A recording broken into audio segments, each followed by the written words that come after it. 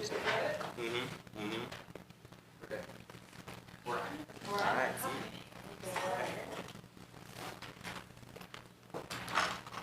Good evening. Today is June 3rd, 2024, and I'm calling this meeting to order. We are 11 minutes late due to technical problems, but we have a wonderful staff, and they solved everything. So, the next item on the agenda is the adoption of the agenda. Are there any amendments or changes to the agenda? Yep. It shows May 6th or Yeah. May 2nd. Oh. We'll change that to June 6th. Third. Third. I'm sorry.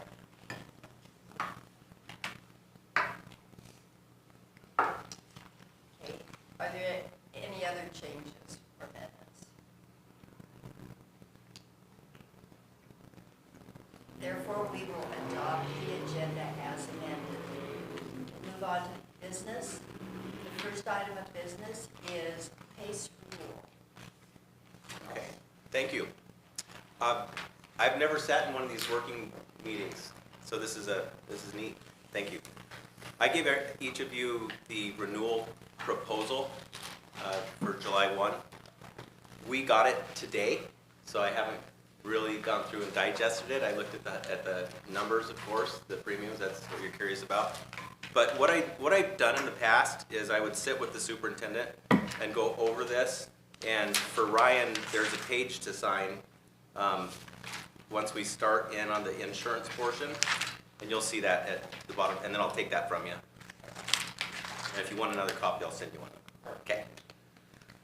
So I don't know how in depth you want to go in this meeting, or do you want to just kind of go high level of the coverages and the premiums? Okay, we'll do that. So those first 3 pages are just little pieces of information. You can read them later if you'd like, but it's talking about like the cyber coverage and how they look at remodels. If you've remodeled a building, they're telling you a little bit about property values. It looks like they trended them a 4% increase across the board this year for the values. I believe we were 2019 when we last were appraised, 2019 or 20. So about every 4 to 5 years that they do a new appraisal. In between, they do that increase to keep up with trends. Talks a little bit about the loss ratio report that we'll get to at the end, and then finally the annual report and audited financial statement for the pool itself. Then we get to the proposal summary. And if you go, I like to look at this page and the very last page, because this tells us that we're renewing at $284,840 this year. And then the very last page of this section shows you the comparison from last year.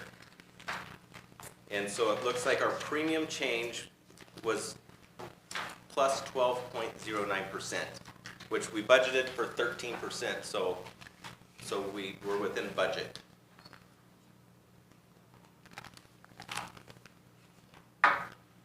Back to the first page there, you'll see that we have educators' liability, and the adjusted contribution or premium for that was $54,000. We have liability of the reinsurer. Does everybody know what reinsurance is? Here, I'll give you a quick Reader's Digest version. So, PACE is a pool. Liberty Mutual is not a pool. But regardless, they're giving us an insurance product. They cannot afford to pay if all the schools had the max amount of claims catastrophic. They couldn't afford to pay, so they go buy insurance from like Zurich Re or Lloyd's of London, those type of companies. And PACE will pay up to a certain amount in claims, and then they step back and their reinsurance pays the rest. One reason insurance is getting expensive is the reinsurance market for years never got touched. They were charging a premium to all these pools and to all these carriers, but they never had to pay out anything. Since about 2019, that's changed with the catastrophic type of events that we've had. The Oregon wildfires, those were such tremendous losses that the Liberties and Mutual of Indian Clause, they had a stop loss. And then reinsurance had to start paying those claims. So they got dinged finally. So they're charging our pools and our carriers more money. We get charged more. That's kind of how insurance works. This educator's liability coverage, the next page, we have a $10 million per occurrence limit of liability with a $1,000 deductible. That star next to the deductible is very important. It says that if it's a $25,000 minimum deductible for terminations if PACE or approved legal counsel is not consulted prior to an employment termination. So your deductible goes from $1,000 to $25,000 if you don't consult PACE or legal. And I think that we're well aware of that, but I do like to talk about that every year. So per occurrence, per wrongful act, that's a $10 million limit. That has to do with you all, the decisions you make as a board, the wrongful acts of errors and omissions, decisions you make or don't make, and somebody comes after you. So we have $10 million worth of coverage for the school board. Annual aggregate limit of liability is $20 million, and you'll see here PACE trust retention, they pay the first $1.5 million, and then the liability of the reinsurer comes in and pays the $8.5 million. So that's where the two types of insurance pay.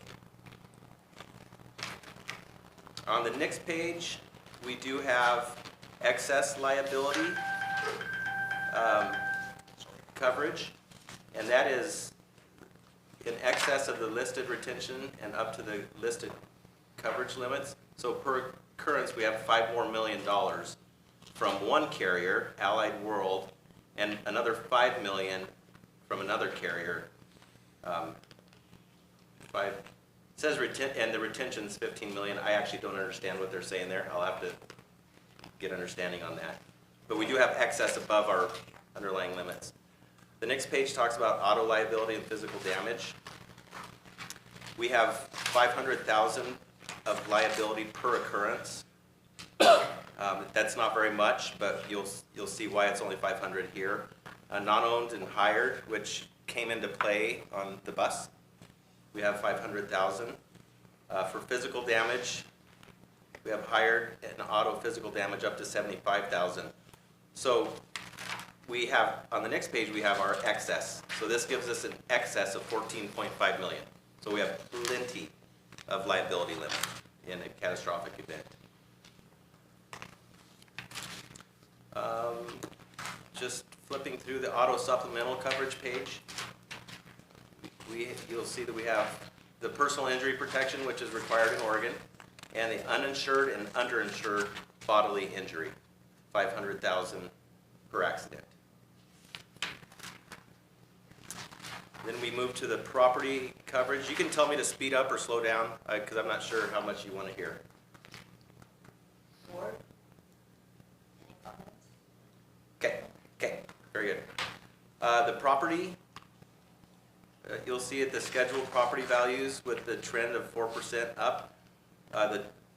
We have 76.3 million in our buildings, our other structures, which would be like little additional sheds, and scheduled outdoor property like playground equipment, stuff like that.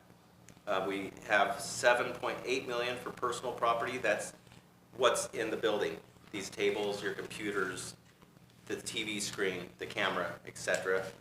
And then 260,000 for mobile equipment. And that would be on Jesse's side of stuff, our lawnmowers and trimmers, all that stuff.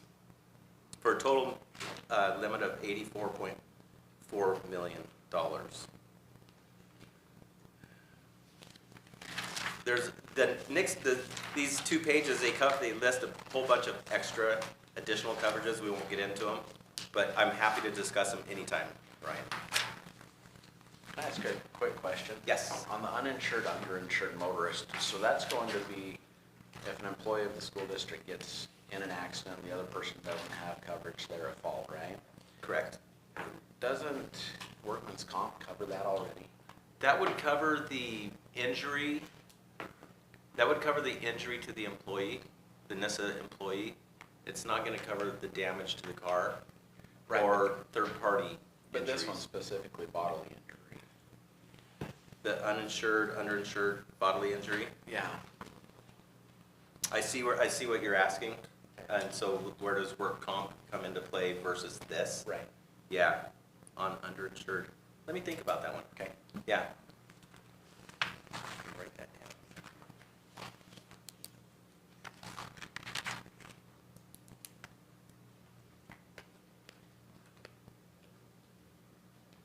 It would have to be an employee of the school for work comp to pay. So I'm gonna, Right, but this would only be protection for an employee because it's underinsured, because we're already insured. And so it would only be if a third-party motorist hit a vehicle And driven didn't- by a school employee. And they were underinsured, uninsured, then it would pay 500,000 towards their bodily injury, but workman's comp would pay all of that. anyway, Anyway. and maybe the two, yeah, let me mull that over. Okay. That's a good coverage question. Okay. Going back to the property.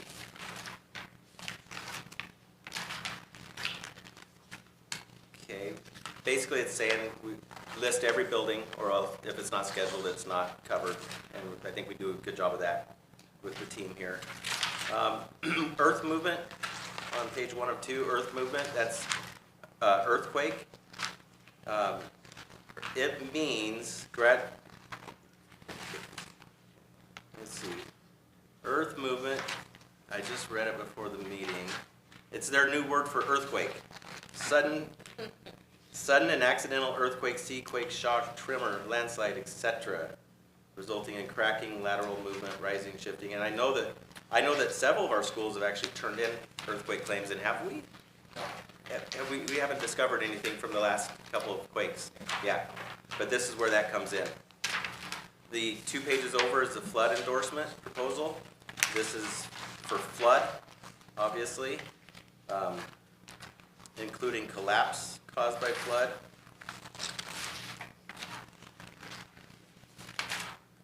The 6 pages over is the equipment breakdown. So our big new roof system over there at the high school, if that was to break down, not a warranty issue, but if there was a power surge, something that caused it to break down and be out of service, that's equipment breakdown. Where equipment breakdown comes into play a lot of times is like a grocery store that has all sorts of refrigeration, and a power surge comes and then their system's out and their food rots. We do have crime coverage of $500,000. That you see, it's government crime policy, forgery, alteration, theft, computer fraud, funds transfer, impersonation fraud of $250,000. Lost investigation expense. The next page is cyber. This year we were able to check all the boxes that were in compliance with what they've asked. There'll be a few more next year that they're gonna keep asking for, but I think we're on track to keep up with it with Mr. Prince. Is he still in charge of? Yeah, okay. So we do have better cyber than what we've had in the past. The only thing that I do like to remind everybody is the annual aggregate limit for PACE as a pool for all the schools they insure is $2 million. So one big cyber attack at a Portland school we could lose our coverage if it got expensive. So that's the only thing. And I think we've gone through kind of a half exercise of looking to other markets. It's pretty expensive. So if we're satisfied with this, it's good coverage. It just has a limit of $2 million for every school district. For the whole state. For the whole state. Yeah.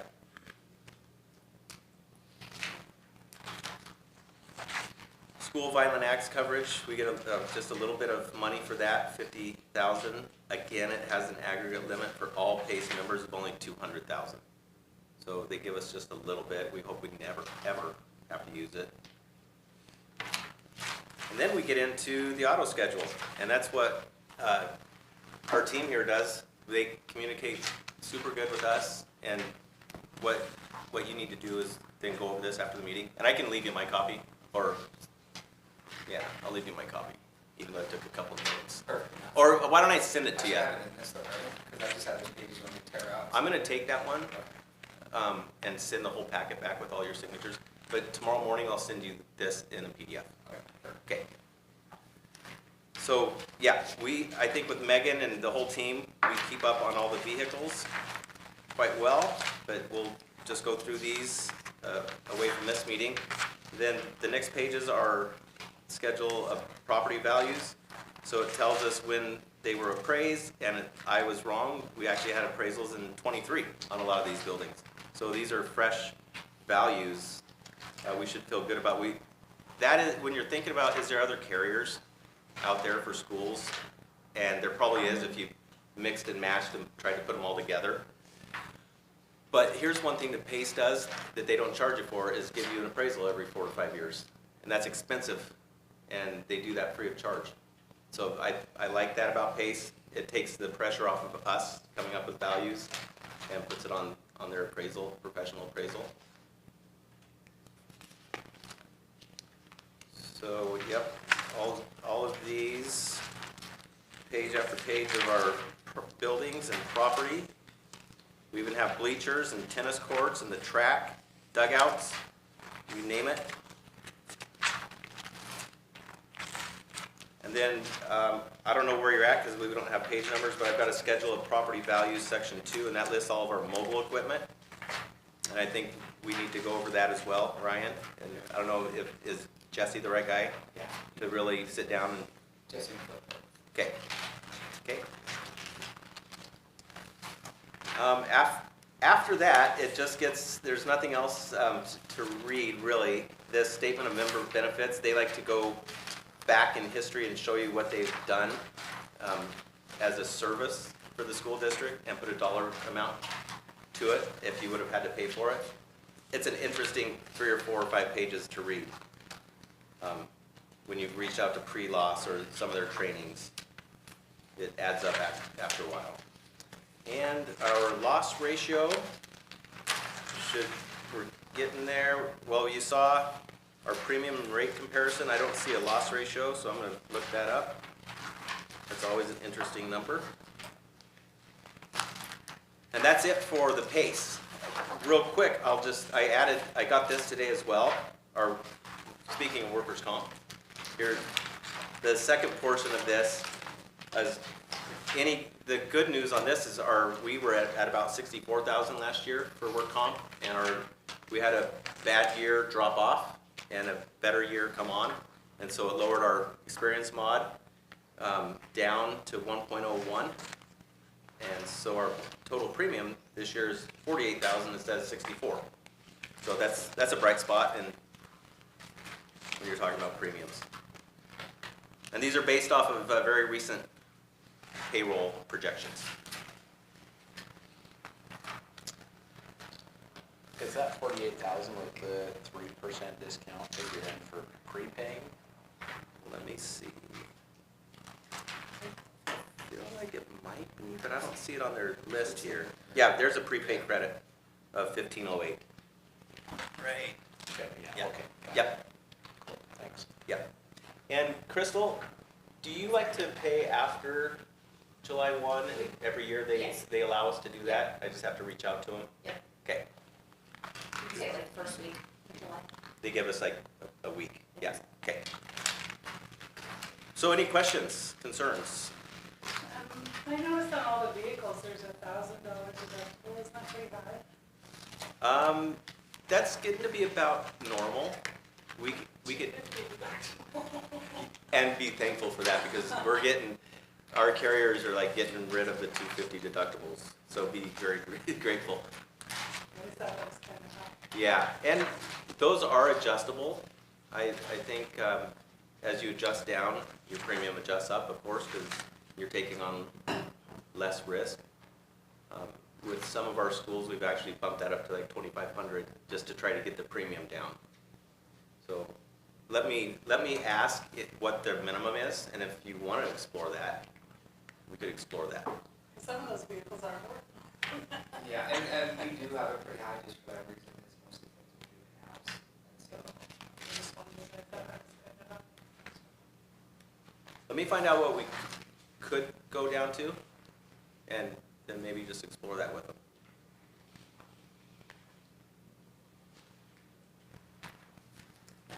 Are there any other questions?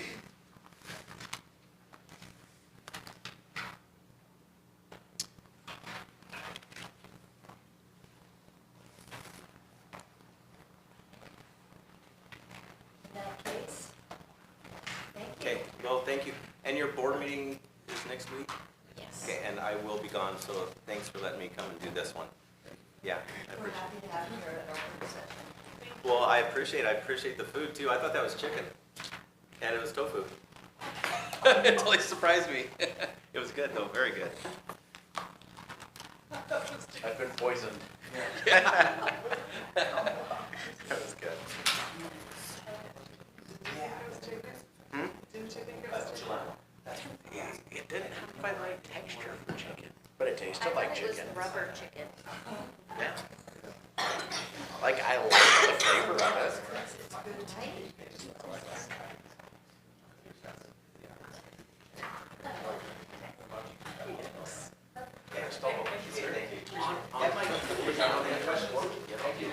Appreciate your time. Like pooled account interest rate. Very much. What do we get on?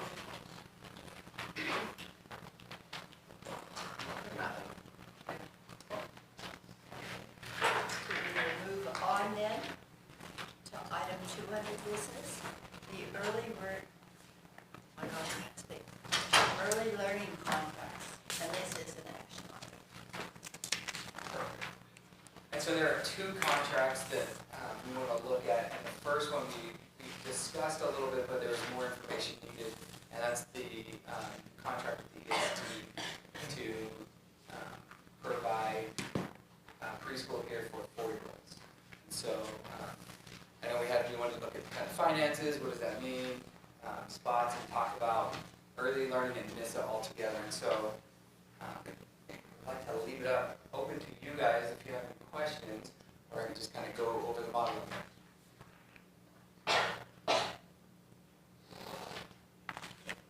I did send in, my concerns, my questions. You seem to answer those. So is there two proposals? And so one is, the first one with the ESD, that's one you'll see there. The other one is Giggles and Grayson. Basically, they're renting space from us, and I just wanted to kind of review that as well with you. And so we're like to look at the ESD one first. So preschool, and I don't really understand the program we have right now, but there's already a program for preschool age kids. Is that right? So there's a couple different places, and as far as what the district runs right now is we do have OCTC slots that are, it's kind of rated funded with a lot of ERDC, those things. And so we're awarded that through the state. It's early Head Start, Yeah, so it's okay. 0 to 3. Yeah. Okay. And then there's nothing for 4-year-olds, right? And so except for the ESDS Preschool Promise, and they do it down there by the bridge. And then we have our Elite Classroom, which is also done through the ESD. So the ESD runs both those programs. And so what happens is at 3, basically they phase out unless they go to one of those two that they don't have preschool.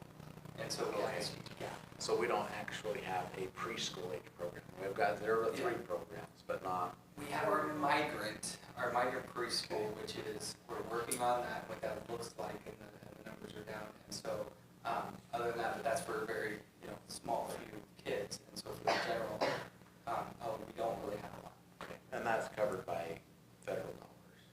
The migrant preschool, yes, through 1C, that's correct. Okay.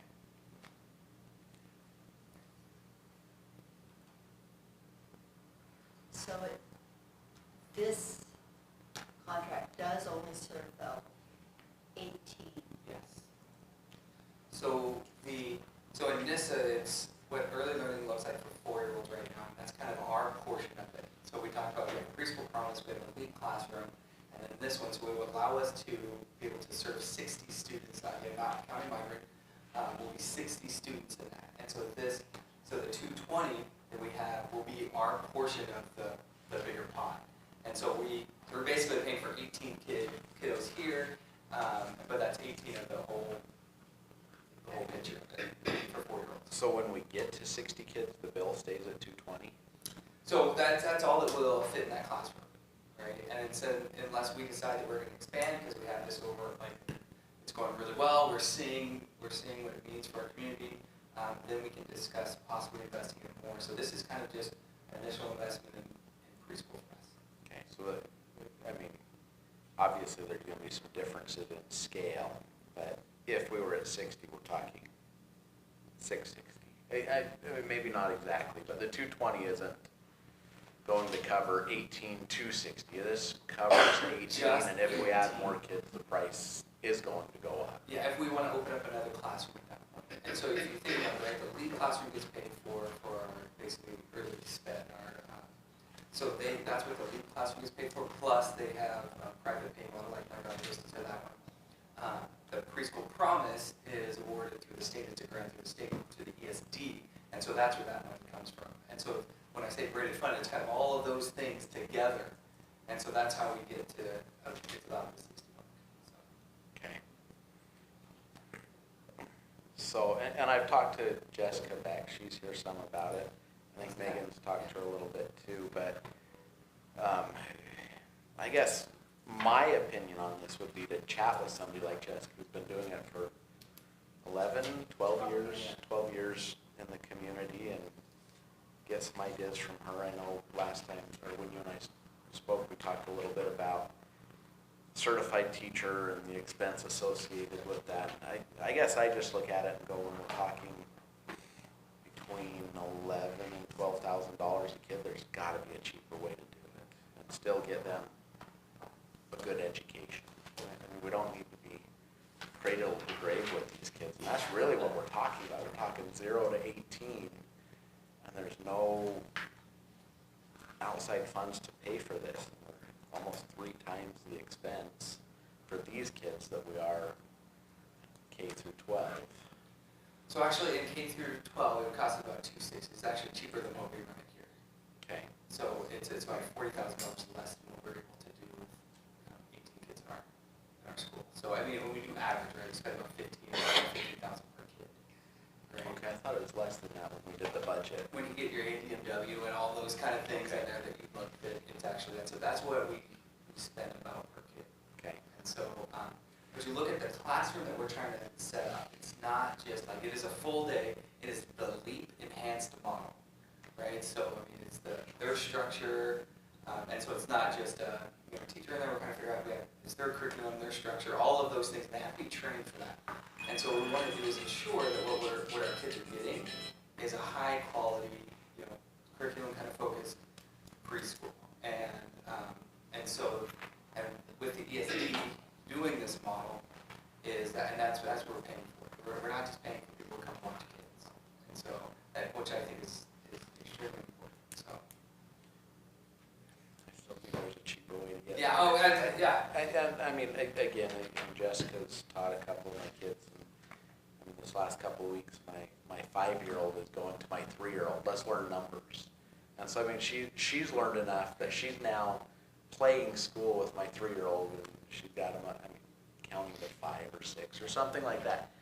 Obviously, parents work with him some too, but I just look at, if she can do that, she's not just getting watched at preschool, and it's a whole lot cheaper than $12,000 a kid.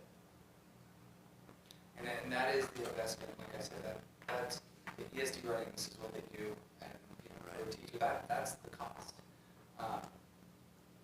And I will say that it is, I mean, we are investing in a high quality program to make sure our kids get in there, they're not all, like, this is best preschool, and I think that's important. She runs a really good preschool, and I think we look at it, right? And so I think it's really important to know that that's what we're investing in. Something that's high quality for our community, because that's what they need. And we also look at is our investment in kind of this preschool, especially age 4, right? 16 times more effective as an intervention as anything we can do from school, from kindergarten to 18 years old. 16 times more effective. And so we're looking at at those kids who are coming in, and the kids coming into 5th grade are already behind the ball here at NISA. Most of them are already behind the ball. And so what we're saying is we need to get them in there and get them while it's young to give them that same start. To give them that same leg up as the other students have. And so that's why not only just preschool, a high quality preschool to get them there. So, yeah.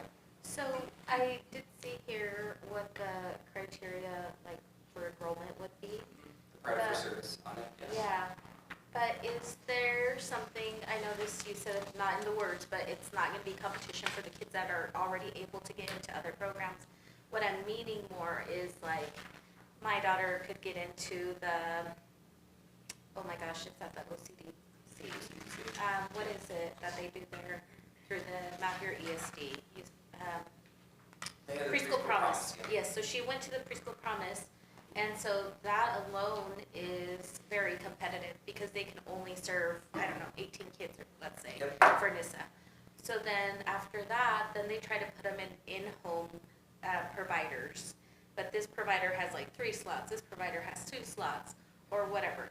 So then, what about the kids that don't income qualify for those programs? Is that who this is gonna be like meshed with, like people that don't get into the other, or kids Yeah, that so- can't make it into the other programs? So then that's one reason why we're contracted with ESD, right? So they're gonna, the priority for service, right, is saying, okay, what are those kiddos who kind of get their slot? And then we're able to divvy out, so it is those kids saying, hey, you have nothing, all of those things, you get to be in preschool promise, you get to be in the classroom and so on. So they're able to actually spread those kids out and then be a more of a blended model as well.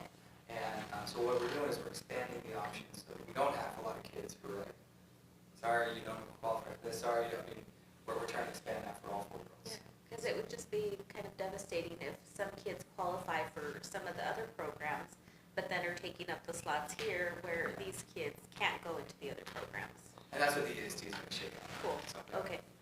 And then, this is the game that's there, and they know this, right? I mean, they run the preschools in Vail and Ontario, and so that they do a really good job of it. So my question is, say there's 140-year-olds in town, because we have 100 kindergartners, and 20 of them go to preschool promise or the other one. So that's 80 kids left for 18 slots. How are they going to choose? And that's where the priority for service comes in at, and so that's how they have I mean, the are they process going to have to be to low income, or are they going to have to be? yeah, all of those things. Some of That's those how you do it. things, our kids, my kids never qualify for. So we're hoping with our investment, we're gonna hit at least half of the kids who are given that option. 4-year-olds. And so that's what we're hoping. And then there's other options for, like I said, for 3-year-olds and things like that, right? They go CBCs, MCBCs, all of those things are still there. Would it be better to award scholarships? People could put their kids in private kindergarten or preschool placements. What do you mean by that? Oh, just give Well, money to. I mean, 220,000, that's not the only cost. We'll be providing the classroom, snacks, lunches. And those things will be reimbursed, and so it won't be a cost for us. Okay, that's good to know. But yes, so some sort of scholarship, not that we pay it direct to the family, but to the preschool. If somebody applies, I just think it would still be a lot cheaper per kid. And the quality of education is going to vary from preschool to preschool, no doubt about that, whereas this, you have a continuity there. But I just look at it and go, that's the cost for 18 kids. If we scale this to 60, then we could be looking at $500,000 to $1 million. And if we want all 100 kids to eventually be in there, we are looking at $1 million program. And so if we start down this, I think it's just a pretty steep hill. I agree, and that's what I said, we are investing in quality, right, and ensuring our kids are getting invested. Right, there's such a variance in preschools, and it's something that we as a district, we have kind of those OCDs and those kind of things right now, or the Head Start, is that we don't have the expertise in those things to really get into this business. And so that's why we're subcontracting with ESD, because they do that, they do it really well. So that, and there's not, you know, we have Mrs. Beck's program, there's not a lot of programs here in NISA for these kids, even if we did scholarships. You know, this is a full day program for these kids. And there's a lot of families that don't want that option as well. And so we have to think about that. And, so, really good questions. Have- Thank you. Have you looked at the preschool program St. Peter's Catholic School has? No. And their per kid per month is, I'm gonna throw it out there, last I knew it was like $350 a month or $425 or something. And I don't know the funding model on that. Oh, there what it looks like, is but is it no- certified teachers? Is, I mean, like I said, Oh, this, yeah, there's a certified. this isn't just a, like, it is a leap enhanced preschool that's successful for these kids. It is a national model. You should look it up, it's actually really good. And so it's not just a preschool. Maybe Ms. Beck's willing to jump in Yeah, and teach absolutely. class. I was like, I don't know if I'm allowed to talk. I guess, like teaching preschool for 12 years, right? I have a lot of experience. So originally went from doing a 2.5-hour class, switched over to 4-hour. So the kids are a little bit more prepared as far as going into kindergarten, right? They're getting a little bit of a bigger taste of it. And even 4 hours, they're like, this is long at the beginning because 4 hours is a long time for kids. But I guess I'm curious as far as like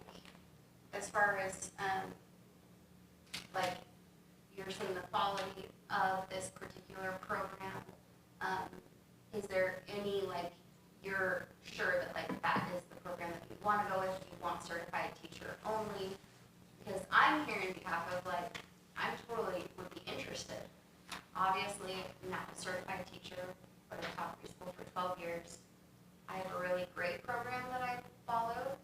It correlates with like an animal with each letter, right? Helps them remember those kind of things, but definitely academic focused, not just like, we get to do crafts all day, and like, I do feel that there is an importance in the academic part. So when they start kindergarten, they know how to write their name. They may not know every letter, but almost every single letter sound, and are super, like, very confident in going into school. So I do think that there is like good varying programs, but I'm just curious like what your, I guess, standards are, but it sounds like you're kind of correlated with ESD, which then Yeah. kind of tangles all those things. And they started like the Leap Enhanced program. They started the Leap Classroom here, as you know, on the outside of town. I think it was about 4 years ago, and really getting into that and seeing the success of that for our students. And they replicated the same thing in Ontario. So this isn't something new. It is. I mean, they've seen it, and they've seen it work for our community. I've seen it work for my kids, right? And it is not just academic. It's being really mindful of socially. Like I said, my 3-year-old comes up to me. She knows 2-finger tap on my shoulder, and I sit there, and she said, you know, I mean, and they practice those things. And so it is, right? I mean, it's very mindful of the whole process, not just academics, but social, emotional, and peers and all of that. And so that's where it is. Not only have we seen success here, they've replicated that. And you can't just be considered a Leap Enhanced classroom. Like, you actually have to get trained for it. And so it is, it's not just like, oh yeah, here's this curriculum. What you're going to do is like, we're ensuring that we're highly trained, highly qualified. And I think this first year is going to be Leap Enhanced like until we get fully certified next year. But anyway, so that's, but yeah, we've seen it. Thank you. And then I guess it just comes back to, so to be Leap Enhanced, you're saying they are a certified teacher, like they Yes. have a teacher certificate. A teaching certificate, yes, not just a preschool teacher certificate or like the CRDC, those things. It is actually a teaching certificate. So, And then I also just would add, as far as like the 4-hour increment, like, have you thought of, and maybe it's just the program that wouldn't allow you to do something like this, but doing 2 separate classes where there's like a 3.5 in the morning and then 3.5 in the afternoon. You could have more kids that way, but then it kind of breaks it up. Because I feel like going right to a full day, you're basically, they're in kindergarten. It's not like you're getting them ready, like they're in school. I mean, I know that would obviously prepare them, but it's like they're already doing kindergarten. And at 4, are they really like Yeah, I mean, that's a long day for a 4-year-old to be all day long, and then at that point, it's not like a daycare. Like, I feel like there would be some aspects where it would feel that way, of just like, you're watching the kids, it can't be, right, they're learning emotional and all those different things, that's great, but just out of curiosity, I mean, I feel that is a long time for them. It's a long time for me, as well, I'll tell you that much. So, but it really is, and then because we're bringing funds for preschool promise and those things, and that's the model that they have to use, that's one of the reasons, because that was the initial thought, right, is if we actually, 2 classrooms, half, we can actually service all of them in kind of a hybrid model. This actually goes in line with, obviously, the lead classroom is half days, but with the preschool promise and that, and so we would look more like that. So, but yeah, and they're really mindful as, again, I have faith in them, that's what they do, right? And they've had 4-year-olds go through this process. And so, but yeah, and how the day is obviously in September is going to be vastly different than it would be in April and May. But like I said, that's what they do when they help kids transition through that. So. So it sounds like like you don't have a second option, you're just like, Yeah. that's what it is. Other options, because I know that Dustin's just has mentioned prices, so if you did go a different route and had someone non-certified, that would cut your cost Yeah. significantly, probably in half at least, right? And, I mean, even more so like, okay, you go with a certified teacher, well, I am a private preschool, so hearing like, yeah, we're gonna keep expanding, so then what does that do to my 12-year business? You know, right? Like, that is something I think that I would think about, obviously, in the long-term aspect. So, and I know I'm not the only one, I know Kelsey Sanchez teaches a preschool at the Rock Church as well. So, I think that we may be the only 2 private preschools, like, not in related with the school facility in this. And I think, you know, like I said, one of our main things is our 4-year-olds. And we're also, this is our initial kind of 18, expanding on that, we gotta see the impact we have on that. Do we have at least, you know, if we have 75 to 80% of our kids coming to kindergarten ready to, you know, like just those benchmarks, like where every average of every kid in Oregon is at? I don't think we need to keep expanding, but if we're seeing like, wow, we have this, but we're still at 40%, 30%, like, then we need to start investing more. But I do think if we get our kids to that level, we can start the race at the same place as every other student, our kids will get there, right? And we look at our test scores, which we're going to try to, you know, in June, look at that, right? Is 24, 26, 27%, that's state average, but it's not, do better. Anyway, so that's the initial investment. So, but I would, you're absolutely right, what is going to be the impact on the community and businesses if we do expand that? So I think that's really something mindful, that if we decide to go this route and continue in the future, that we have to think about. So.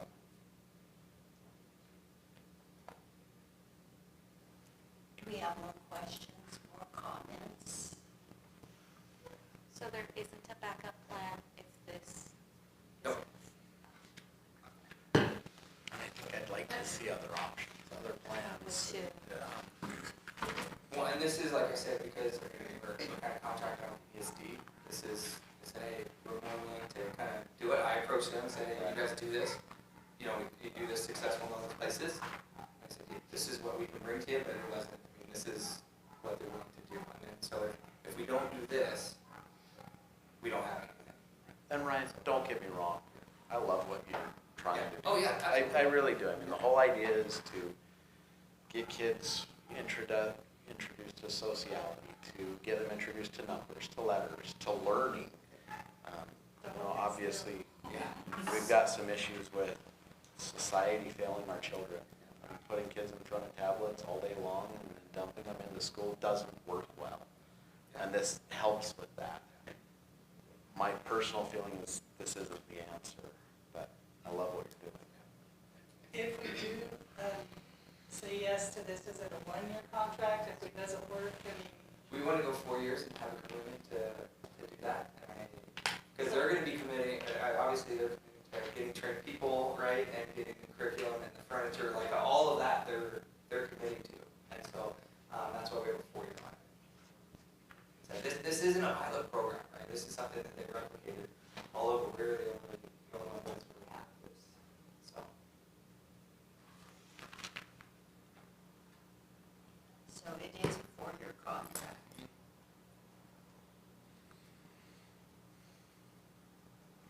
I appreciate a lot of the comments. It does bother me that we don't have a second option. And it concerns me that we are only able to affect 18 kids here. But 18 kids is an impact.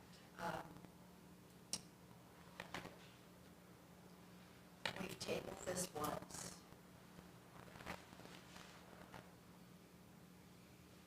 What is the board's pleasure? Can I put in another question, or another request, or question, or comment?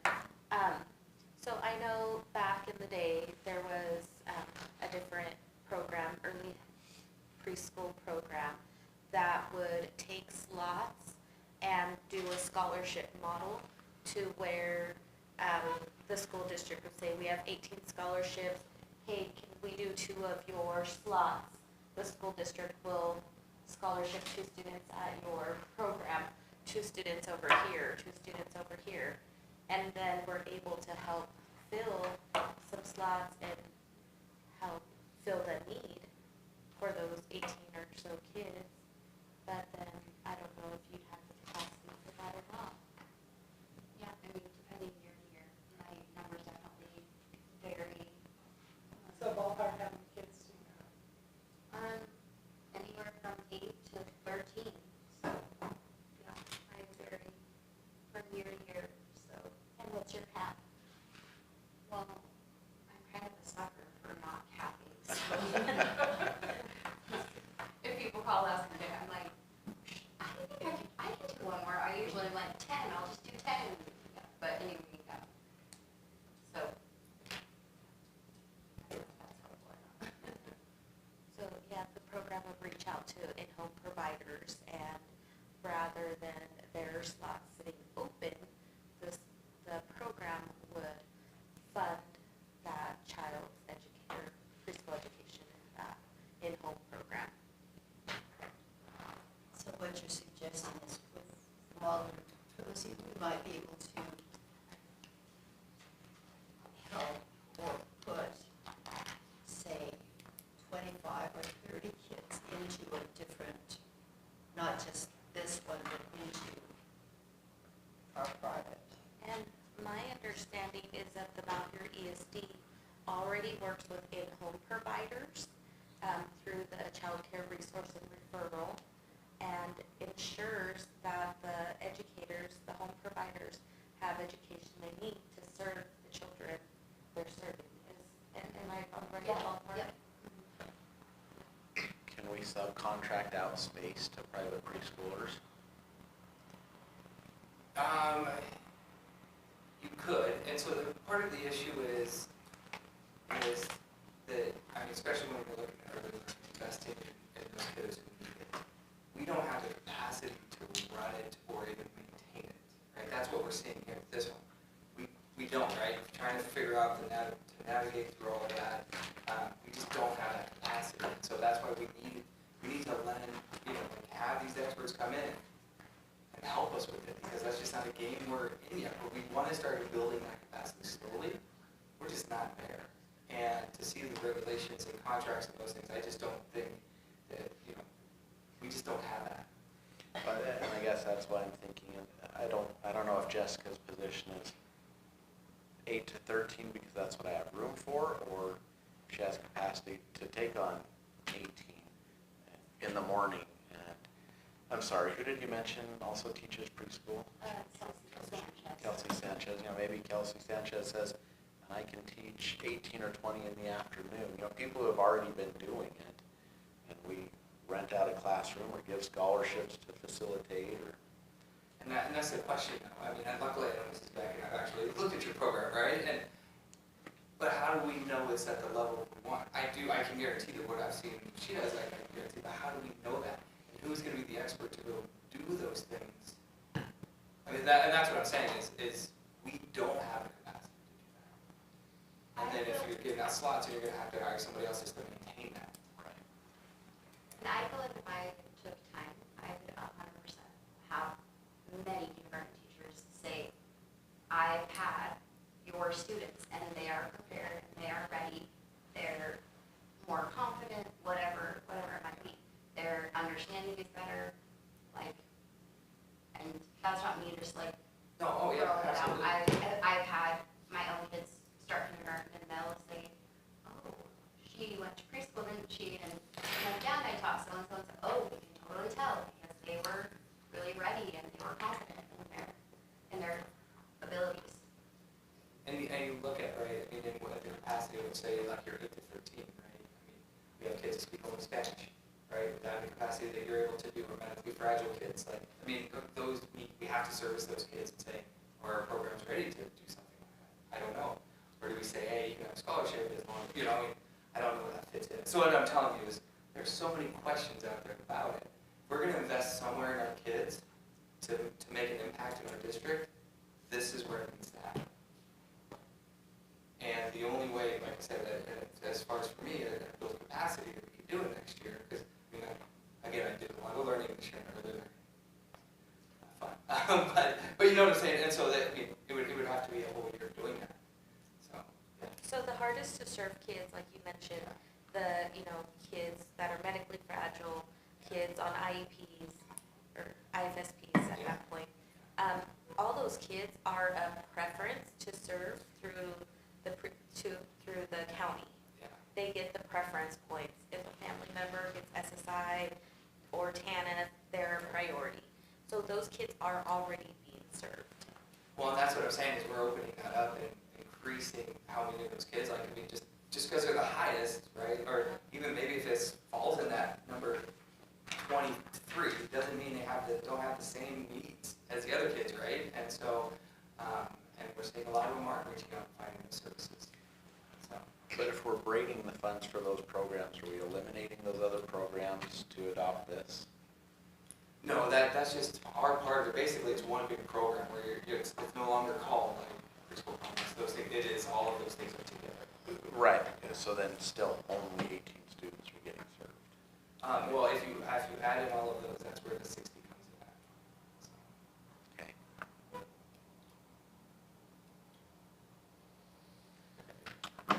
Yeah, I'm lost on We're that. gonna talk about it, yeah. Yeah, no, I'm lost on that, because I thought we're talking 18 students. The here. 220s is our portion of a classroom.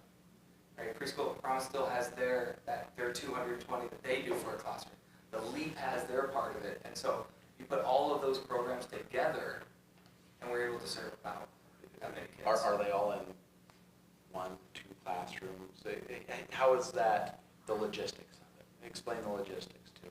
So essentially, what you have right now is that you have your preschool promise community, right, and your minor 1C classrooms, which this is separate from the whole kind of thing, right? And we have our own service. Then they have like your early, what's it called? Yeah, and then right, so those kiddos get to go here, those kiddos get to go here, right? And then so you guys don't have anything because you don't qualify for these things. So what we're doing is actually we're opening up 18 more spaces, and then so instead of taking it 40, we're right? Then we're taking it up to about 60, and then we're able to take all those kids in that pot. Instead of saying, and it's unfortunate what we're saying is we want to have a blended model as well. We don't want to have just all of these kids here or all of these kids here, right? Is we want to have all the social economical, those kind of things in it. So we're able to throw them in a pot and actually say, hey, let's blend this classrooms a little better. So will the 60 kids be here on site? We only have one classroom. The other classroom there will still be a classroom at the early childhood center down there. There'll be one there. And then they'll still have to leave the classroom over there. So how So- come? Okay. So then the early Head Start right now, they have 3 3 classrooms here, right? Yeah, So our 3 classrooms will not be utilized next year. yeah, so we'll have one that we would do this one, and that's where the Giggles and Grace comes in, because they're taking our early head start, like our slots, and they'll be running 2 classrooms here. And they'll be paying this a month Yep, per classroom or yeah, all together. Yeah. all together? 2 classrooms for these fees. Yep. And will they run year round? I haven't read this. Or just the 10 months out of the year? Yeah, they'll try to match our calendar, and again, probably a little bit more, like July, we'll start a little bit young. But they'll still pay for 12 months.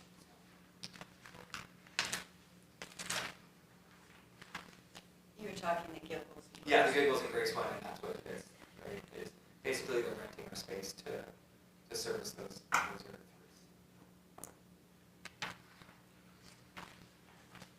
But if we have kids in separate areas doing essentially this, one, we're not blending socioeconomically, so they're not getting that benefit. And 2, how does that mess with our 1C funding? Because we can't blend that classroom into this classroom, right? Yeah, and that's what we're meeting with tomorrow, and our numbers for 1C actually really, really low. And so we're meeting tomorrow on that, so.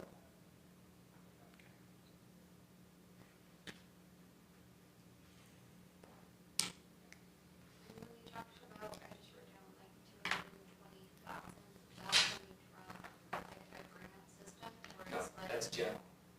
a general Yeah. fund? So that is specifically set aside for this program? Yep. So you could choose to do what, like something different with it if you wanted to. Absolutely. Well, I mean, if that's what we want to invest in, that's what we said. We want to invest in it. We want to look at it and invest in it. And so, based on all of those things in our past, this is what we come up with, to find a partner that's willing to come in and support us through it. And so that's what we came up with.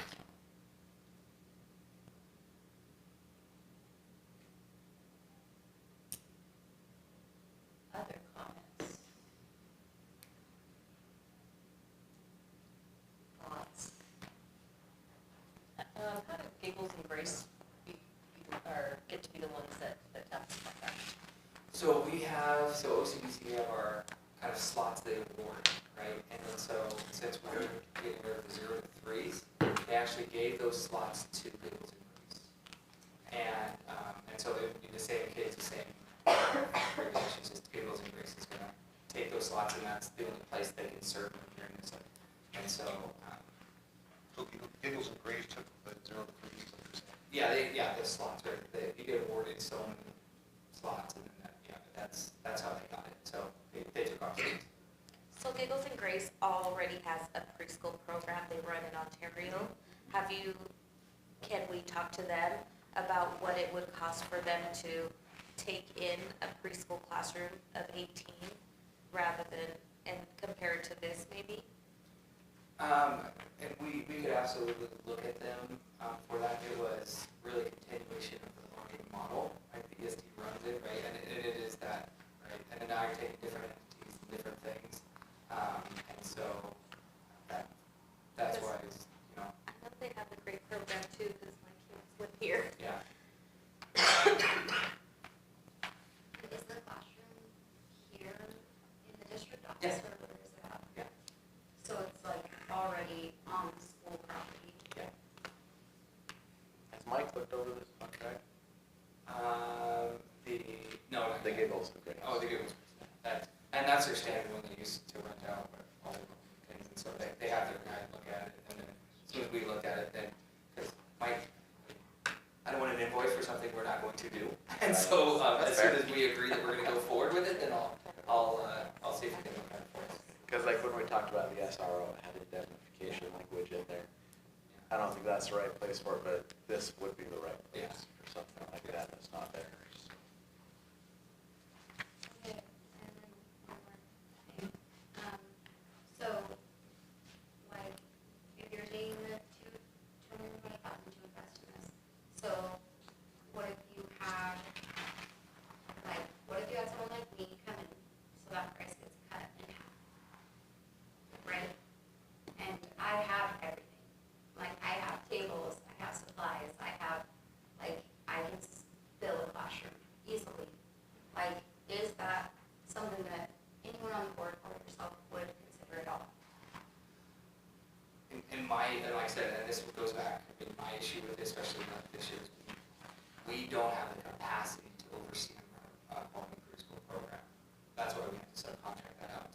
I mean, so that's part of the issue, right? Is saying that, are we just having a private pay person come in and we give them money, like subcontracting that with you? Right, I mean, and that's what I'm saying is, I know because that's what the ESD does, is that's what I'm getting. And so, so anyway, that's part of my issue on it. I don't have the capacity to do that, so.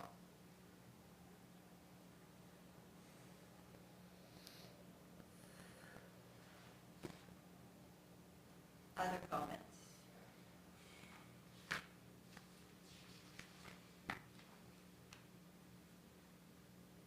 I truly wish we could service a lot more kids.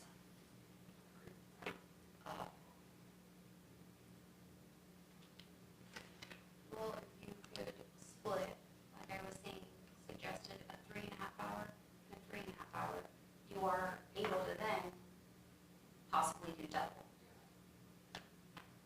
And the afternoon, if I may add real quick, consists of like, you have nap time, you have snack, and then it's pickup time. And maybe some free play in there, so truly the kids are probably getting social emotional skills there during snack time, before and after snack time until pickup time, is what I've seen from all the programs, because my oldest has always gone to a program setting like this. But there's quite a bit of kids that get anxiety from that nap time. It's not something all kids are open to.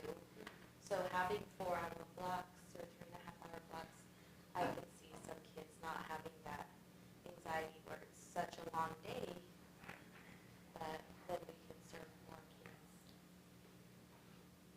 Well, that's our programs now, all full day. But they're older to handle it more. Well, our zero, even with one seat, right? So 0 to 4, it's all full day.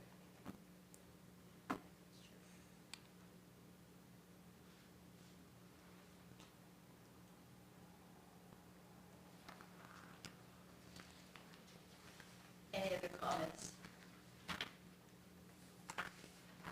This is an action item. When we speak of the action item, we're particularly speaking about the E. The ESD one first, I would like to look at, and then the Giggles Group one second. And, but yes, so. I So think you there are want two both of things. them as action? both Yeah, of I think them if we should could be do it. action Yeah. items.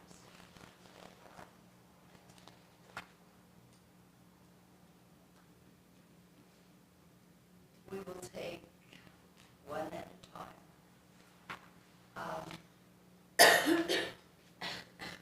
I understand how you say, and I mean, I can see it.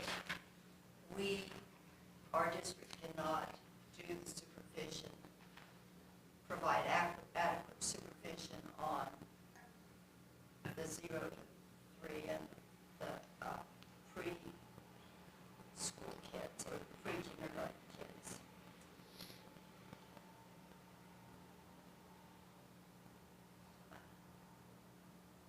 I guess part of my problem is a 4-year contract, and I understand why the ESD would like a 4-year contract. But I really would hope that we could look at, if we have a way to expand services from our district, within our district, I mean, within our own supervision.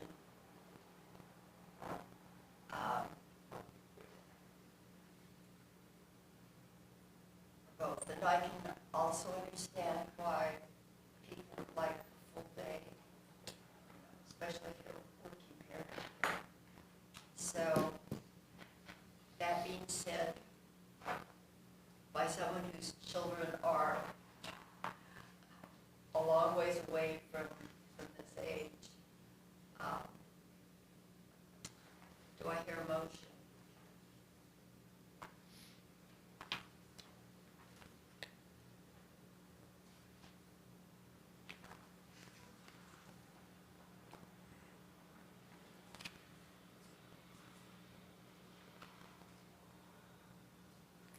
I would move that we look at other options.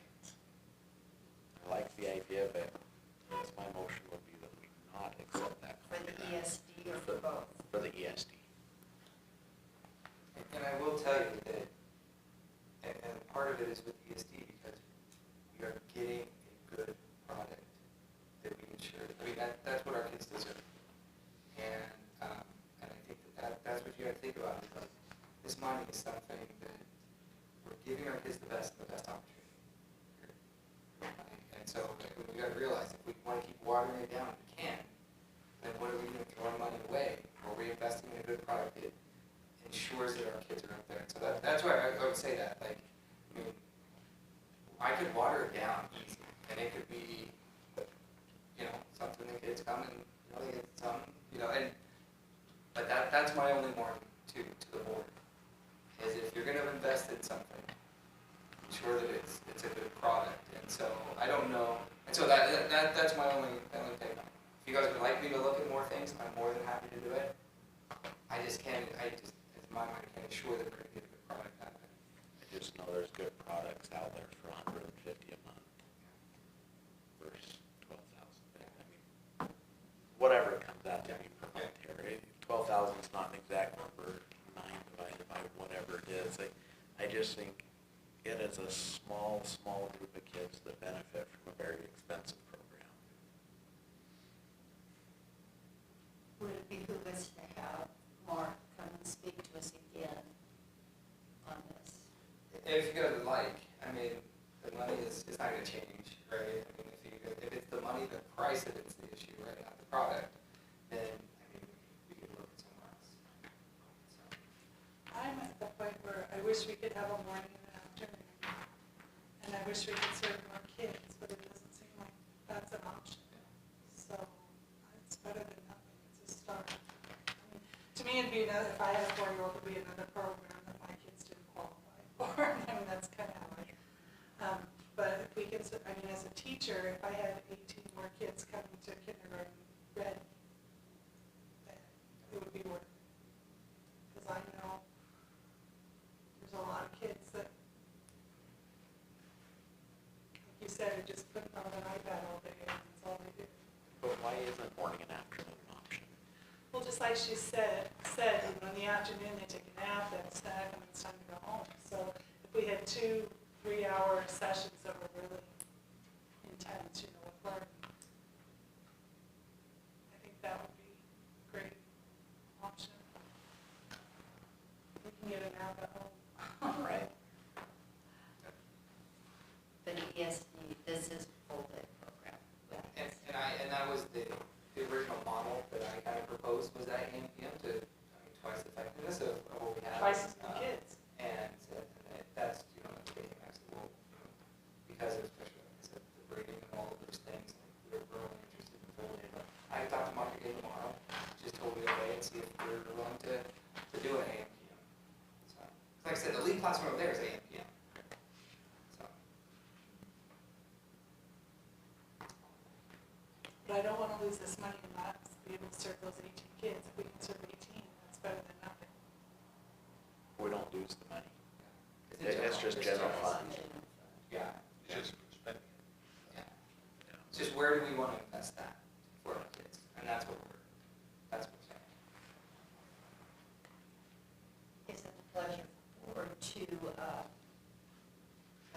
have superintendent speak to Mark and see if they can do 2 half-day options and serve twice as many kids? Is that what the board wants, or, because even if we do come up with AMPM, is that something that, money's still there, like, is that going to be more attractive to the board, or? My thought is the more children we can, help, that is more what I'm leaning towards. Yeah, I think if it comes down to, I like what Dustin's bringing up with the concern, and I think that, I would think it'd be more, I guess, to put roundabout terms, if we get 36 kids and getting an education for that 220 is a lot better than 18. Would there be busing, like for parents that work? I don't know. We could look at providing that, like I said, we do for some of our programs, but that would. Because if I'm at work all day and the kid has to be there at noon. And that would, I would lean more towards 2 half days.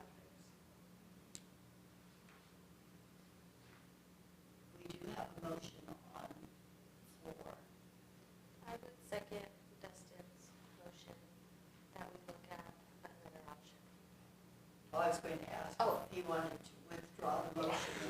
Yeah. And we Oh, ask that the superintendent talk to Mark about the half-day option Sure. situation. And, I mean, we're going to have another meeting in a week. So, yes, I would withdraw the motion, but I'd like to look at other options too, besides the ESD. And are you willing to sit down with Jessica and Kelsey? Thank you. And just get their input. See if there's something, a brainstorm between the three of you that you go, hey, maybe this is a viable option. So, and yeah. maybe they could be the contracted service provider, so that you guys don't have to provide oversight. She would provide her own oversight. Right, and we can go do it as a scholarship. But anyway, something that the three of you maybe can discuss. Yeah. And then we can see what Mark can do. Because if we do go a direction, ESD needs to know pretty quick. And so I'd hate to be in a situation where we're, right, I'd hate to be in a situation where we meet next week and Mark has said, kind of, and we get some sort of hybrid and we go, well, we're not happy with that hybrid. Go back and talk to Mark again, and then it's too late. And you're gonna wanna be working on implementing something sooner than later. So maybe if you attack from both of those routes. So, I mean, and it could be if EST is not interested in changing the model that they've proposed that they want to go with, I mean, it may just be you win anyway. So, I'll ask you to do that then. absolutely, yeah. And next, we have the Giggles and Grace.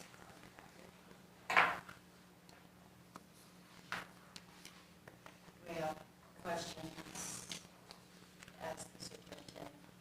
This is a 0 to 3. Yeah, it's basically those slots, they're gonna take slots and service them here.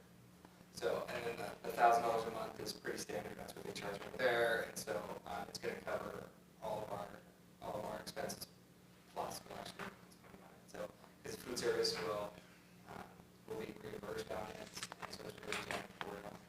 So, and she cleans for like an hour every morning, so. We have questions on the Giggles and Grace. Did you say that our custodians would claim? Yeah, we already have that, the mechanism, right, because we're already doing this exact thing, we're just keeping that rolling. And we're able to maintain our staff, and like I said, it's a standard cost of renting the space. I did put in there, if you noticed, that they also wanted a foyer, because they heard PSD wanted a foyer. I said, you know, we would like to just do it 1 year, but in January, revisit how it's going, and then look at a longer term lease at that point. And so theirs is only a year, and then we'll relook at it in January. And that's the two classrooms that are already used, and they provide their own tables, chairs. Yeah. And all the tables and chairs in there that we currently furnish belong to OCDC, and so if that, people's Grace, like I said, they have a couple classrooms, so they have a lot of stuff. So yeah, they're in charge of furnishing it all, and actually they start deep cleaning it and doing all those things. So, Do you have questions about the Giggles and Grace contract? Yeah, I was just gonna say, I like it.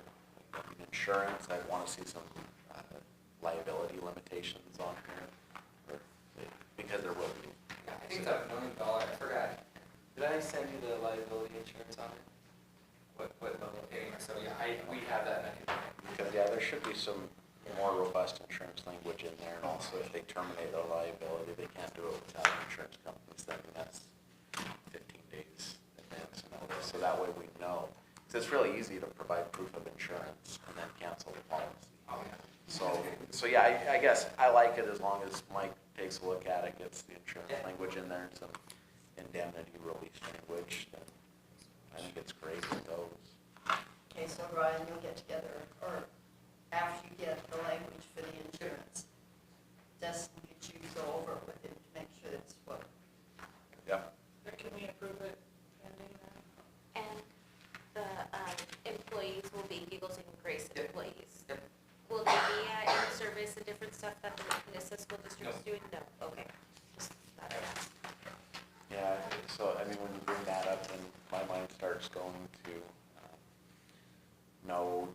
venture, no partnership type of language, because it's the same sort of program. They're both teaching programs, so it's really good to show there is a bifurcation, contractual bifurcation there, so that if somebody did get injured in Giggles and Grace, it's totally separate. But Mike also would have some good language about that, so. It's been there for their kids, like, Yeah. there's just so much. Right. I will ask, can we make a decision on this contract, on the Giggles and Grace contract on Monday also, after you have you've added the things about the insurance? Notification on insurance, yeah. I'll see if Mike can get it this week, get it done. Okay, it'd be nice, I really would like to get these done. We're just gonna get all these things, Yeah, get but things I- done, You right? know, obviously, So- we have some questions about them, so everyone on board feel okay with that. Perfect, thank you. In that case, we'll move on to attendance. Attendance, and these are unofficial attendance number, but I wanted to, that's one of the goals, is looking at attendance, and again, these are unofficial attendance things, and so I just wanted to get these to you guys and see where we're at.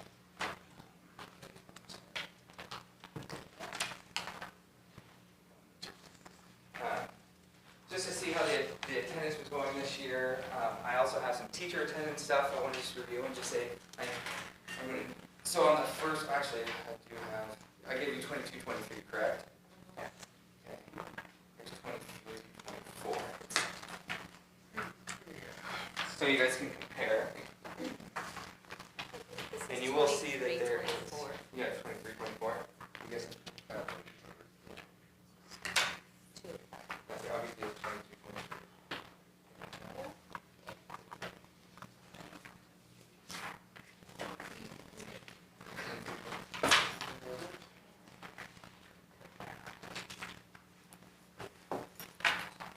Sorry about that, Marla. Thank you. So you'll actually see, what I look at is that bottom number on there. So if I look at 22, right, is that bottom percentage right there. So for the elementary, you can see where it says on the bottom, the student count and then the ADA, the average daily attendance percentage. And so last year, that's where we're at. If you look at 23, 24, we actually have quite a bit bump.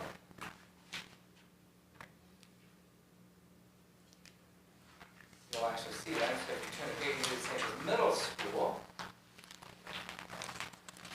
and this is kind of the first indicator when you're not in school calendar and change, right? Is you'll see that as well. 22, 23, that's where we're at. And this is where we're obviously all above the 90%, which is awesome. But this is where we're at about on middle school.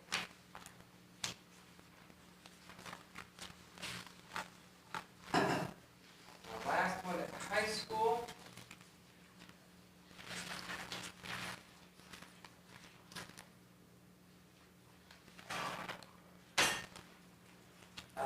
You'll see the difference in those two. And that's the thing, right? If we're engaging our students and giving them a high quality education, we gotta be here to get it. As you can see, it has been a push of us this year. That was one of our main goals, right? And you'll see that we've seen some pretty dang good improvement. We're really proud of that. And so, and this one, here's a little better graph I wanted to go through so you saw where the numbers were at first. Kind of see kindergarten all the way through 12.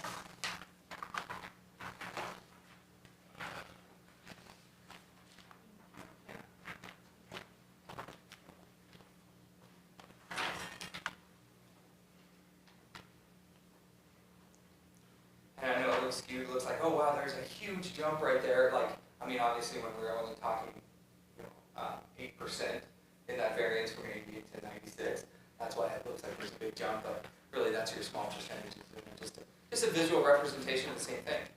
All right, we're seeing it across all grade levels. The only place where we didn't see it was that 6th grade, but every grade level improved, which is amazing. Any questions about those? That's what we want. We want our best trained people here in front of our kids, right? We have substitutes, which are great, but they're not the same as a teacher, as somebody they know. What? Sorry. I'm sorry, go ahead. What was that? Megan? I didn't hear you. Nothing. Her phone went off. I'm just embarrassing her. We'll also look, I also wanted to highlight as well, and there's a couple reasons for this, and that's why I didn't print it out, just because there's a lot on here, is that the increase or the decrease, the sharp decrease in the amount of absences for employees. We have about 600 less absences this year than we had last year. So that's the just subs. The data kind of leads us off to more questions, right? So like when basketball games or football games are on Friday, that's no longer a sub issue. So I mean, there's a couple reasons in there, and those ones we didn't really pay a sub anyway. We usually cover each other or done that. But I would say it's like at 600 less absences for employees, that's a really good thing. Right? And because again, we want them here, and so we're saying it's important for our kids to be here, but it's also important for our adults to be there. And so that's one small benefit, and hopefully we're going to transition more to talking about student achievement coming up, right? Of the changing calendar. So that's one benefit we've already seen from the changing calendar from the 5 days to the 4 days is we want to hear more, right? Higher percentage. And that was a big thing, right? Is if you missed one day, right, that you're missing 20% of the week. Now if you miss one day, you're missing 25% of the week. That's a big deal. So I just wanted to highlight attendance and the rates and where we're at, kind of coming into, as we said, last week. So it's really good. Any questions on attendance? Yeah, that's cool. And when people are happier and those things, they show. That's just life, right? It's they do a little more, and which is really, really cool. So anyway, good. Thank you, Brian. Any questions for Brian on attendance? Oh, I forgot to I just wanted to highlight on there the virtual school attendance development at Tech High. So I have, and if you guys want, I was going to print them out, but it's so basically every student in my Tech High have their daily attendance log, right? Not weekly, but daily attendance log for you guys, so you can see. Like I put, I forgot, it was like 16 lines. It was like really, really small, 49 pages. Like you guys don't need to see their daily attendance log, but that's added in here. And I want you guys to know that we do have a daily attendance log for every student on my Tech High. And so that virtual program, if you guys want to see that, I can print that out for you guys. It's figured into these percentages? Not these ones, but Oh, I okay, have a bigger percentage to see. So, but yeah, these are just those buildings, the elementary, middle school, high school. I also have it printed out for my Tech High, and that's how I got the information from them. And so, but I do have that for every student. Any questions on that? I don't think so. Thank you. We'll move on to, thanks, Brian. We'll move on to board vacancy. Have we had any applications? One application was turned in today. I have not had a chance to run it through the county yet. But we have had one application. Yes, and then 2 applications were handed out today and 1 handed out previously that has not been returned. Okay. When was our cutoff date for June 14th at 5. June 14th? Okay. So Coming maybe quick. by next week we can see how many we have up and see. Right, well, the 14th is our deadline. So. hopefully Gives by them next 2 week- more full weeks. But maybe by Monday next week, in a week, we'll have a few more applicants or a few more applications that have been requested. That's good. That's good.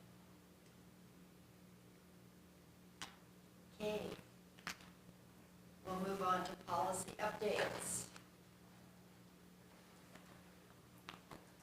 Yes. Sorry, I was trying to type. Yeah. And you'll see with policy updates, and you guys have already seen the summary, like, this is probably one of the biggest packets of policy updates I've ever seen. But here's the great part about it, Fun. is, and I'll let Megan talk to you a little bit about the colors and what that means. So the policy update that we're giving you guys, the district admin team have gone through them all, the admin have gone through them all and given feedback and kind of our recommendations. And so it's not, you guys have to go through it all. We have already done that, and every kind of area, like Christy was here saying payroll this, and Crystal was there, and so, but we've already gone through these pretty dang thoroughly as a group. It took us a couple hours. I think it was about 2 hours, right? And gave our recommendations from, like, Bobby with the safety stuff and those things. And so just for you to know, when you review them, that's what they are. And so, Megan, can you talk to us about the colors really quick, Yeah. so when we look at it? So everything that's highlighted in yellow is language that OSBA has recommended. If it's yellow inside a bracket, then that means that we are agreeing, that's the language that we're choosing, that we had to choose. The turquoise, there is some turquoise in a couple of them. I just need some more clarification from stakeholders to make sure that that language is correct based on Title IX law and things like that. So there's just a few in there I'm waiting, but for the most part, a lot of deletes. They're kind of merging a lot into condensing policies and putting them into one rather than having 4 separate ones.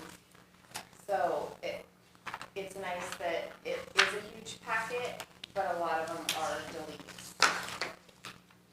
So if you can just review that, if on the summary there are some policies that are not included in your packet, that's because we don't have them, and they were ones that they wanted us to delete, but we don't have them anyways, so. That's that. So we'll just go over the first reading on Monday. If you can just look over all of that highlighted information. If you have any feedback on any of that that's kind of been changed. The only ones that I did not, there's a couple that just say proposed, and I didn't watermark them adopt or hold or anything like that, because one of them is about the superintendent contract. That's kind of up to you guys. I got Ryan's advice, but that's really up to you guys whether you want to do that or not. So I just kind of left it for you guys to review and let me know. And then, I can't remember which the other one was. Ryan suggested that we hold on the attendance one because of the county. Our county ordinance on it, and Yeah. some other things, and so I just want to make sure we hold on to make sure as a county we're coordinating what that looks like. I appreciate the fact that you had the staff go through these, because any other time we would ask you, have the staff look at these, or please ask the staff to review, just so we know how to fix it. And so, and like I said, most of our district office staff and admin, and so a lot of people read through, which is a really good exercise anyway, right? It's saying, oh, that's what the policy says. Which is pretty good, so. We're getting some great bedtime reading. Yes, but so we've tried to make this better for you guys, just like I said, you guys can look at those items and those things and make sure, and these are our notes, help everyone, so. And Monday, we're going to have first reading.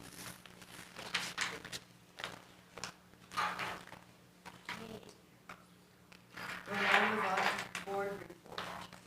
Summer board meetings time changed. I understand that in the summer meetings, June, July, and August, our meeting should be at 6 o'clock, and that is per policy.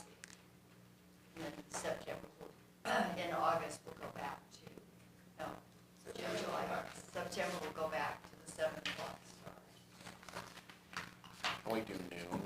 I'll just take the rest of Monday off.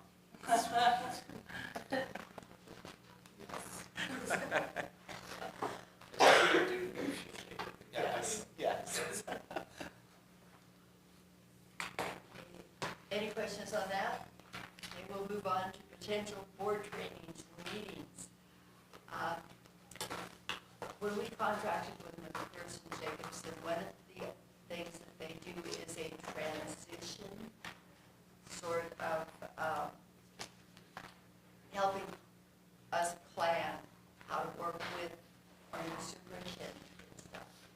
I've talked to our consultant, Doug Nelson, about scheduling that sometime in June.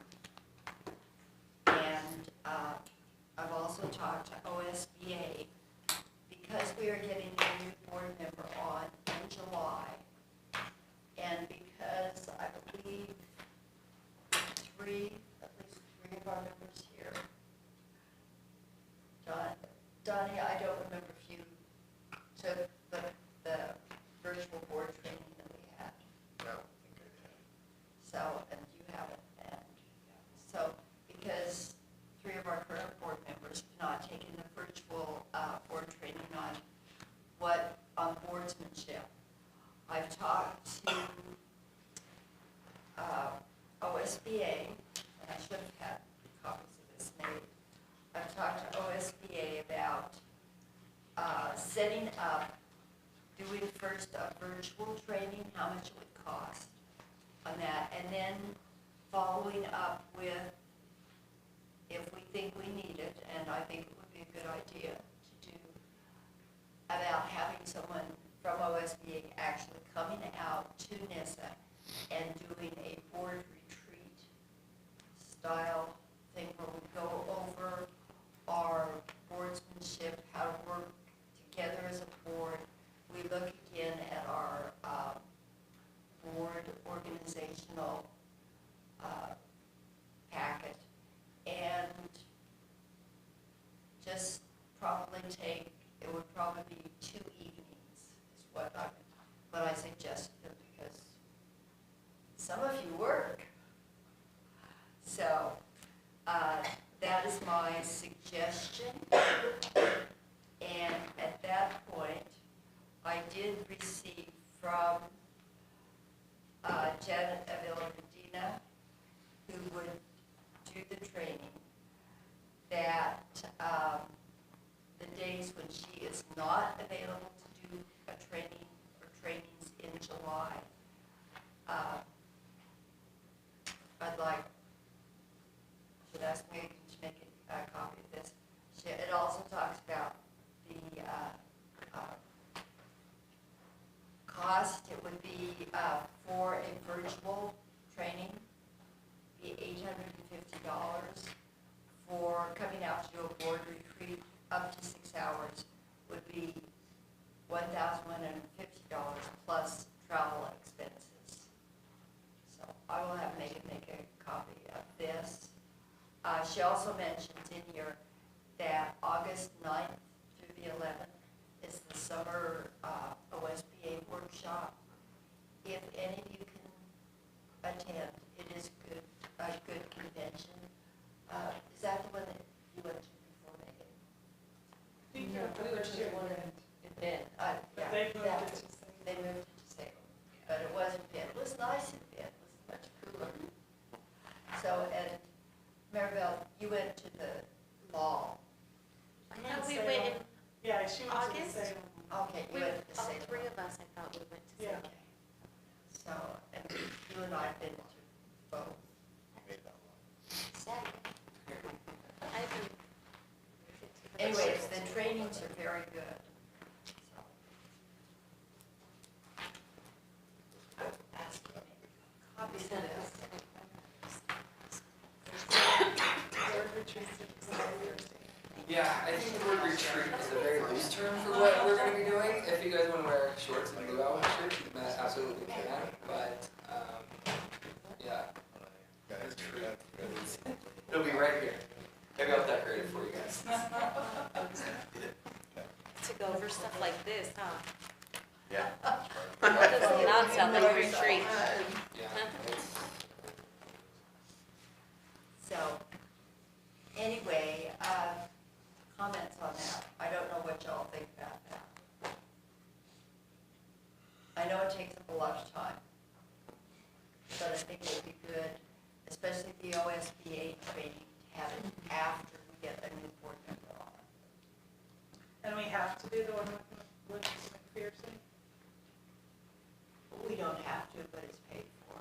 And it's basically, when I talked to Doug, I asked him if we could do sort of a planning for goals and for perhaps visionary looking questions. Is that, and I think, one, we have to set a goal and direction for admin in our buildings. Right now, they're setting that up for next year. We have to tell them, like, here are the priorities of the board, here's what we want to see you doing. So, that's work we have to do for them. And that is something the board doesn't necessarily dictate that type of thing, but we need to have knowledge of it. And, it's one of those things that we can make suggestions on, because we get a lot of input from the public. And a lot of that is information that our administrators should be aware of.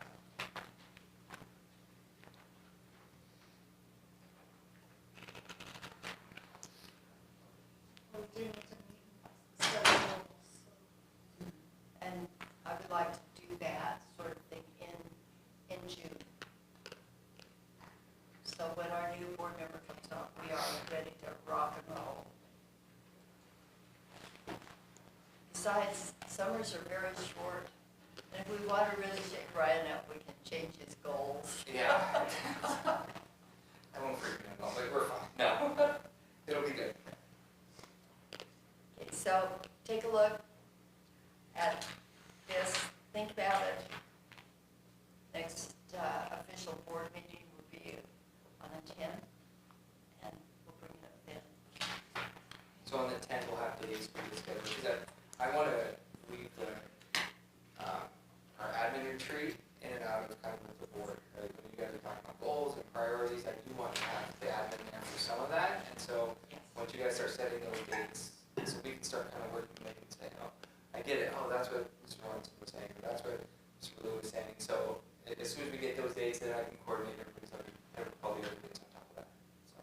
Okay, so in other words, we need to be thinking about a time in June when we can get together, think about goals, and work with the superintendent and the admin.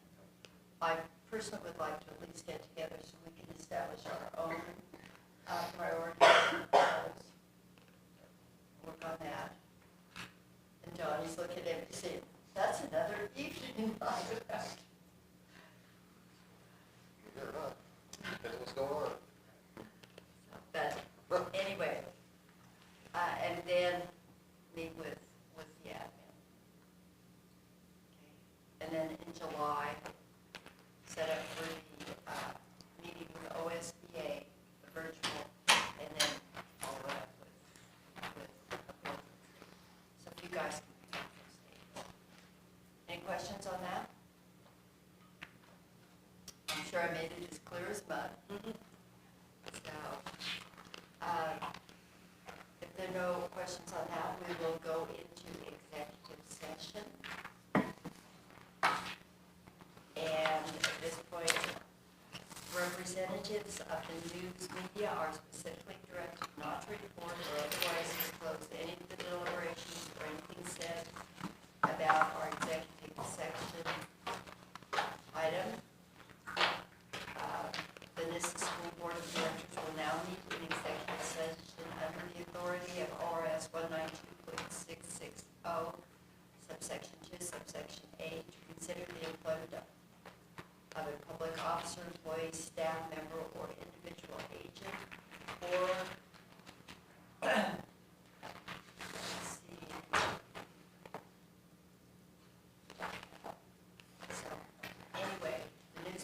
not disclose any of the deliberations or anything said about the subject during the executive session except to state the general subject of the session as previously announced. No decision